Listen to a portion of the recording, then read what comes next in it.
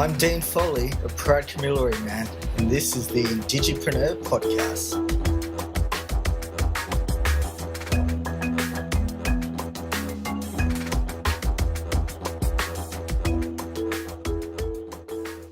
Okay, Kristal, to start things off, could you please share a bit about your background and what led you down the path of entrepreneurship and starting your own business? I'm a proud Aboriginal woman. I grew up in the western suburbs of Sydney, and if you know anything about the western suburbs, it's a pretty low socioeconomic area, lots of disadvantage and poverty, and so I grew up in housing commission. And I think I was always driven just to want better because I looked around me and I saw everything I didn't want to become.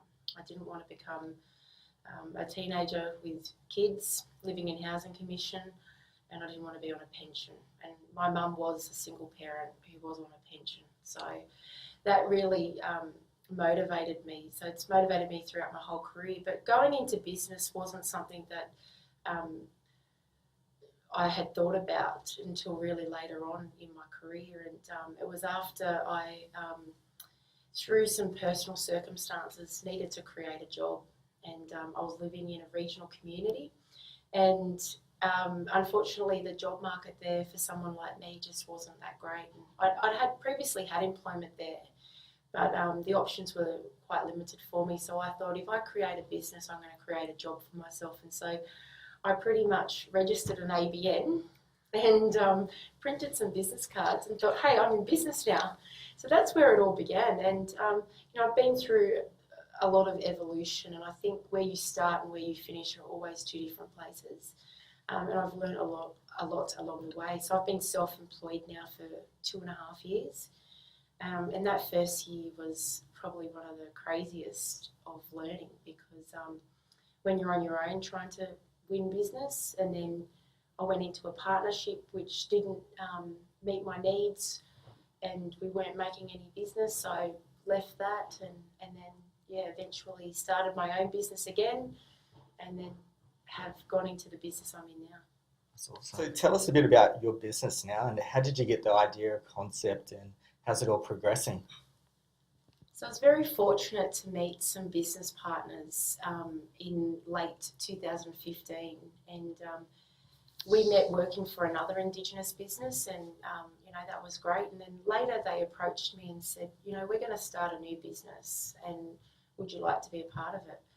And I just looked at their particular skill sets. I didn't know these people, so I'd only ever known them on the phone. I hadn't met them face to face, but I knew that they had different skill sets to me. And I thought, when you have that diversity in skills, that combined forces can really create something really powerful. And I just decided to give them a shot. So I said, yes, I'm going to go into business with you, and I hadn't even met them. So I met on Skype, and then later we met face to face. I met Damien, my business partner, then I met Katina. And we just went, okay, well, what can we each do? And then we started to flesh out what sorts of things were our capabilities. And so our business is predominantly professional services, so management consulting. We do lots of things. When you think consultants, there are a lot of consultants, and consultants do a lot of things, but we probably specialise in 3 key areas of business. We specialise in market research, and we specialise in organisational development, change management, leadership development, training and development, so people and teams. And then we have a big part of our business which is on business capability, and that's the stuff that I'm so passionate about, and I do a lot of delivery in, and that's essentially working with other Indigenous businesses around their capability and capacity, their understanding around procurement, and really just helping them to really maximise their potential to win government procurement work. Awesome. And what have you learned from running your own business, and what are the key fundamentals you reckon are essential to make it successful? I think the real key thing about being in business is really confidence, because you have to back yourself. You're treading in new territory, especially as an Indigenous person.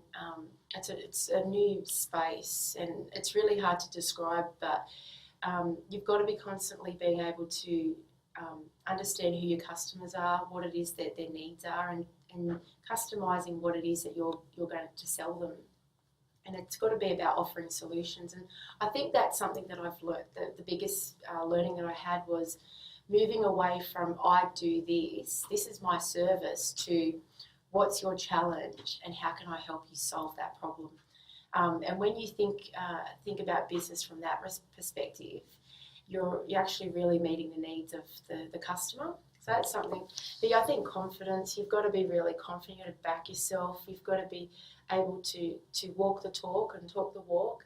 And you've got to be very agile, because, you know, it can be peaks and troughs, and we've experienced peaks and troughs. So what I mean by that is there are times when it's, you know, there's no business, and then there's times when you just have like huge amounts of business, and managing that effectively. So peaks and troughs when it comes to, you know, supply and demand.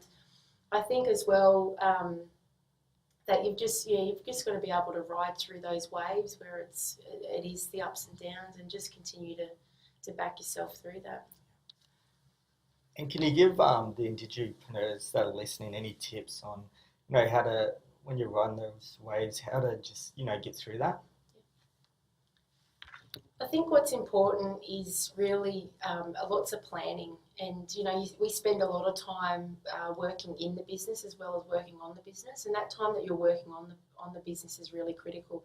So it's forward planning, it's thinking about what opportunities are coming up, planning for them, having the right teams of people available so that you can group really quickly if you win prospective work. Managing cash flow is really critical. You know, you've got to know what's coming in and what's going out, and managing your overheads is totally critical.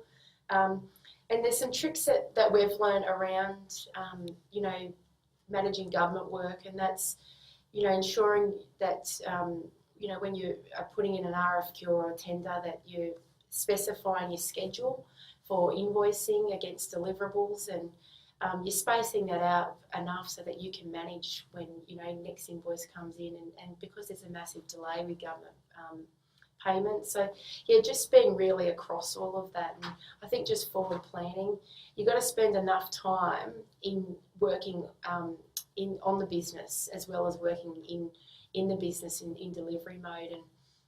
And I think that's something a lot of small businesses struggle with. You know, you get a lot of work and then you're actually delivering work, and you don't have that time, which is that back office stuff that needs to happen. So it's a balancing act. We're slowly being able, as our business has grown, to bring more people in that can help us. And because we've got people that can help us now, that sort of frees us up a lot to be able to do other things. That's great. And as an Indigenous entrepreneur, what's the biggest challenge you've had, and how did you overcome it? It's a hard question. I think, I think Indigenous businesses, Indigenous entrepreneurs face the same challenges that any other small business faces, because when you're small and you want to go after government work, and there's perceptions that are placed and stereotypes that are placed. So, you know, I think it's just trying to overcome those and demystify those sorts of stereotypes and preconceptions that people have, that if you're an Indigenous person, do you actually have capability and capacity to actually deliver work? When you're a small business, do you have that same capability and capacity? Can you deliver high-scale, large projects? Yes, we can. And people being able to, you know, give us a chance. I think we've done really well as a business to really overcome that and continue to build a credible name for us. And that just comes through delivery. And that's what I would probably say to other Indigenous businesses, is let your work speak for itself. You don't need to be out there being, you know, mouthing off or anything. You just need to, you know, put your head down, work hard, and let your work speak for itself. And that's what people want to, that's what government want to see, that's what people want to see, is that you've got a strong track record, that you deliver high quality work for a good price. And what advice would you give an aspiring Indigenous entrepreneur who's uncertain about what they should do to get their idea up and running and make it successful?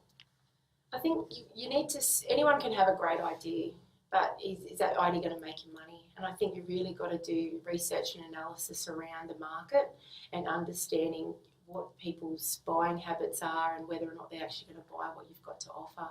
And so I just think it's as much research as you can around understanding your audience, like who the customer is, what are their, how do they make buying decisions, why do they buy, and just to identify and, you know, looking at your competition and seeing what makes you really unique. And when you understand what makes you really unique and that there's a marker for it, I think it's a no-brainer.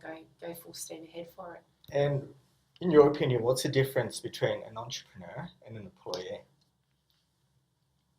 I think employees can be entrepreneurs, but you know, more often than not, people think that they're an employee and they have a set role and they go in and they do, you know, set responsibilities and they go home.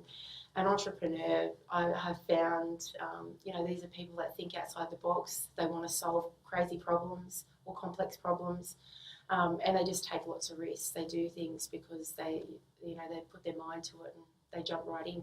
I think employees can be entrepreneurs, most definitely. The people that work within an organisation or a government agency or a department, whatever it is, they can still be the same. They can still be innovative, come up with new ideas, try and do things outside the box. And I would encourage employees to think like that, especially if they're working for an Indigenous business. You know, don't be scared to try something different. I think it's really important to differentiate the fact that sometimes we get caught up with the fact that with the, I guess, the definition of an entrepreneur in a lot of sense. Some people think entrepreneur only means people that are in the tech space, but entrepreneurs are across a whole range of industries, and those are the people that are out there taking a chance in trying stuff differently and trying to solve lots of problems.